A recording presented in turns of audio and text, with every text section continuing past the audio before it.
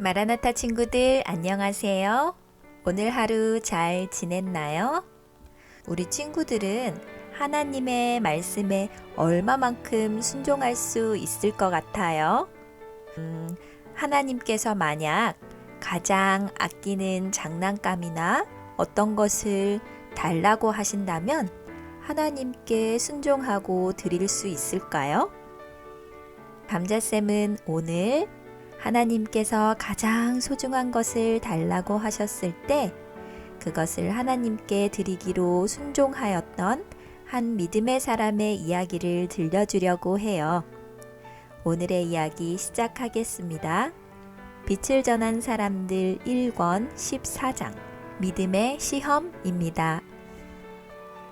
광야에서 바라보는 별은 더 밝게 빛납니다. 수많은 별이 밤하늘에 쏟아질 듯이 빛나고 있었습니다. 아브라함은 잠이 오지 않아 밖으로 나와 별을 바라보았습니다. 그의 얼굴에 무엇인가 근심이 가득해 보였습니다. 아브라함은 무릎을 꿇고 기도를 드렸습니다. 하나님, 저에게도 아들이 필요합니다.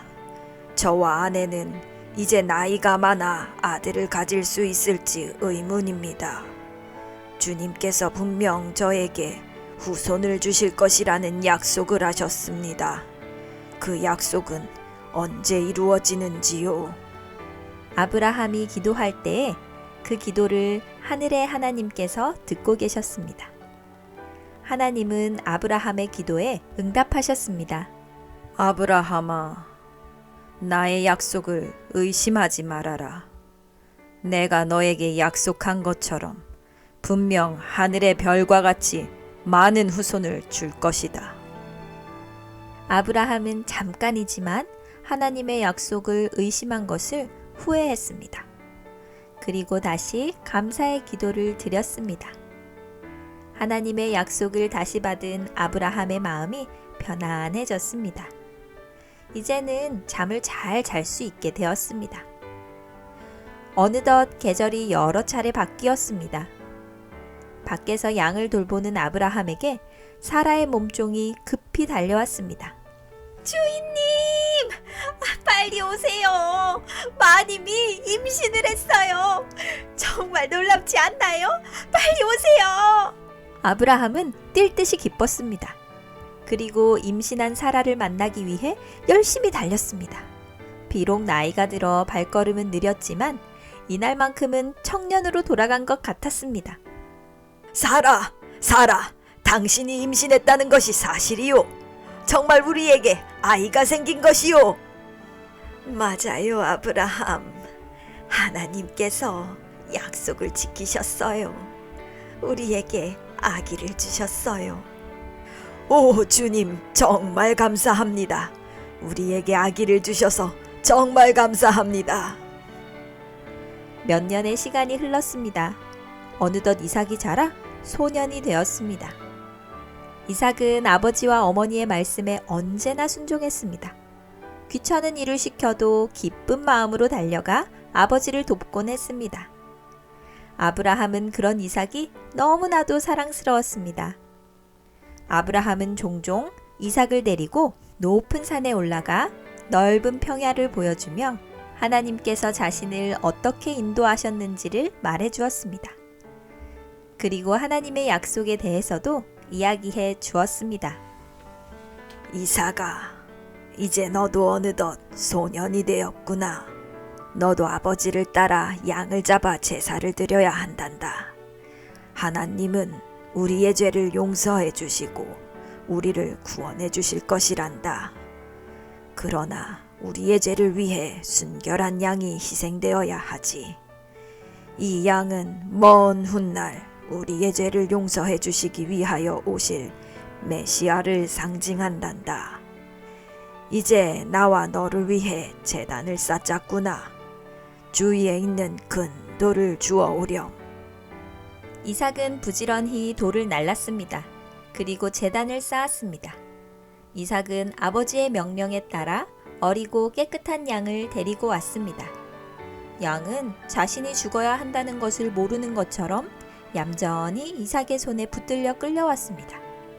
아브라함과 이삭은 양을 잡아 제사를 드렸습니다. 피를 흘리며 죽어가는 양의 모습이 너무 불쌍했지만 그래도 이삭은 꾹 참고 제사를 드리는 모습을 지켜보았습니다. 몇 년의 시간이 흐르고 이삭은 20살의 건강한 청년이 되었습니다. 어느 날 밤 아브라함은 기도하던 중 하나님의 음성을 들었습니다. 아브라함아, 나를 위하여 모리아 산에 올라가 내가 사랑하는 아들 이삭을 제물로 바치어라. 이것이 내가 나를 얼마나 사랑하는지 증표가 될 것이다. 아브라함의 등에 식은땀이 흘렀습니다. 사랑하는 아들 이삭을 제물로 바쳐야 하다니. 이것이 정말 하나님의 뜻인가? 하나님께서 정말 이삭의 생명을 원하시는 것인가? 이 사실을 사라에게 어떻게 설명해야 할까? 또 이삭에게는 뭐라고 말해야 하지? 정말 고민이 되는구나. 아브라함은 몇 날 며칠을 계속해서 기도했습니다. 아브라함이 기도할 때마다 사탄이 아브라함의 마음에 불신의 씨앗을 뿌렸습니다. 아브라함의 마음 가운데 내가 하나님의 음성을 잘못 들은 것은 아닌가?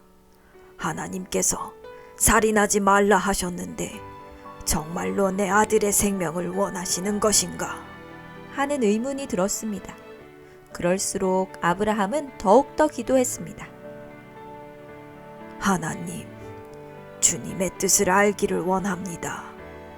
주님의 뜻에 순종하기를 원합니다.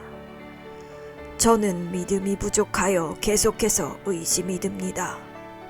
의심하지 말고 믿음으로 순종할 수 있도록 도와주십시오. 아브라함의 마음 가운데 매일같이 선악의 대쟁투가 일어났습니다. 마침내 아브라함은 결단을 내리고 이삭에게 내일은 모리아 산으로 올라가 제사를 드리자고 말했습니다. 아내 사라도 같이 가고 싶어 했지만 오래 걷지 못하는 관계로 아브라함과 이삭과 2명의 하인만 동행하기로 했습니다. 이른 아침부터 이삭은 신이 나서 여행 떠날 준비를 했습니다. 그런 이삭을 보는 아브라함의 마음은 편하지 않았지만 분명히 하나님의 깊은 뜻이 있을 것이라고 생각했습니다. 아브라함은 이삭과 걷는 동안 계속해서 마음으로 기도를 드렸습니다. 진정 하나님의 뜻을 알고 싶었습니다. 어느덧 모리아산 가까이 이르렀습니다. 저 멀리 약속의 표인 영광의 구름이 모리아산 위에 떠 있는 것을 보았습니다. 그는 자신에게 말한 음성이 하나님의 음성이었으며 여기까지 인도한 것이 하나님의 손길임을 확신했습니다. 아브라함은 2명의 하인에게 여기에 남아 기다리라고 일렀습니다.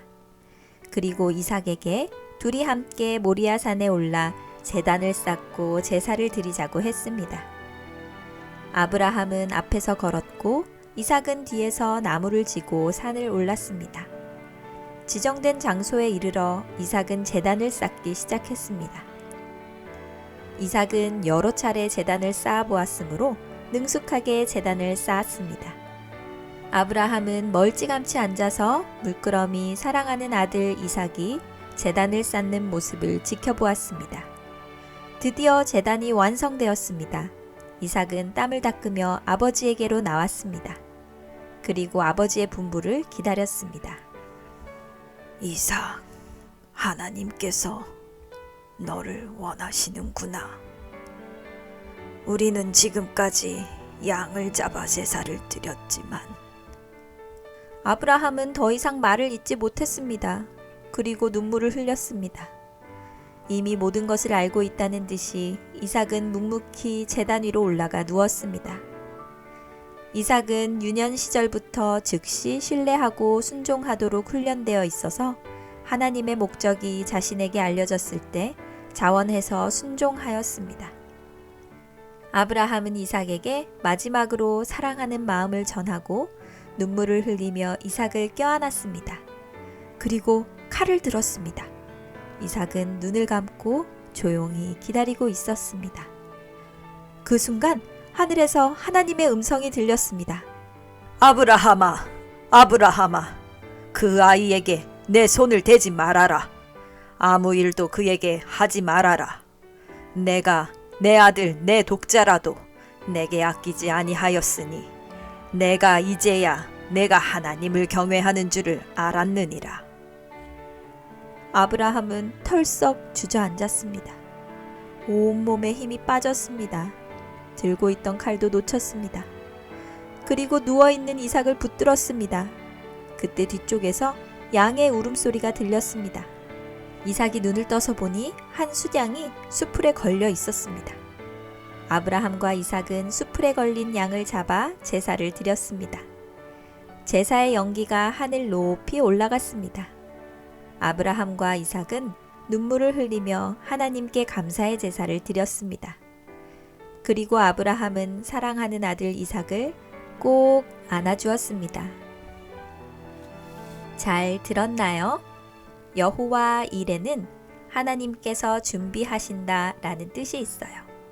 준비하시는 하나님의 모습을 나타내는 하나님의 이름이에요. 오늘의 이야기는 아브라함이 얼마나 큰 시험을 겪었는지, 그리고 그 시험을 어떻게 통과했는지를 보여주고 있어요. 이삭은 아브라함이 100세에 낳은 아이예요. 그 아이를 얼마나 오랫동안 기다렸는지 몰라요. 오랫동안 기다려 낳은 아이를 아브라함과 사라는 정말 사랑했어요. 그런데 그 아들을 하나님께서 요구하시는 거예요. 정말 힘든 시험이었고 핑계를 대고 도망갈 수 있는 시험이었어요.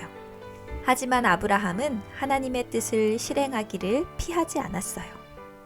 아브라함은 하나님께서 당신의 모든 요구에 있어서 공평하고 의로우심을 알고 명령을 문자 그대로 순종하였어요. 성경은 아브라함이 하나님을 믿으니 이것을 의로 여기셨다는 말씀이 응하였고 그는 하나님의 벗이라 칭함을 받았다고 말하고 있어요. 아브라함은 자신의 믿음을 행동으로 표현했어요. 그래서 우리는 아브라함을 믿음의 조상이라고 부르는 거예요. 이 사건은 우리를 위해 이 세상에 오셔서 십자가에 달려 돌아가실 예수 그리스도를 보여주고 있어요. 이삭을 제물로 바칠 때 아브라함의 마음이 찢어지는 것처럼 아팠듯이 우리에게 예수 그리스도를 내어주신 하나님 아버지의 마음도 많이 아팠을 거예요. 그리고 아버지의 말씀에 순종하여 스스로 제물이 된 이삭은 우리를 위해 스스로 생명을 내어주신 예수 그리스도를 나타내고 있어요. 예수님의 희생 덕분에 오늘 우리는 죄를 용서받고 구원을 받았어요. 예수님께 정말 감사하지요? 예수님은 우리 마라나타 친구들을 정말 사랑하셔요.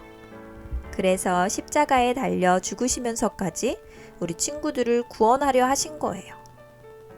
마라나타 친구들을 정말 사랑하시는 예수님의 마음을 꼭 믿게 되길 바랍니다. 하나님의 말씀에 믿음으로 순종하였던 아브라함처럼 하나님의 말씀에 믿음으로 순종하는 마라나타 친구들이 되길 감자쌤이 응원합니다.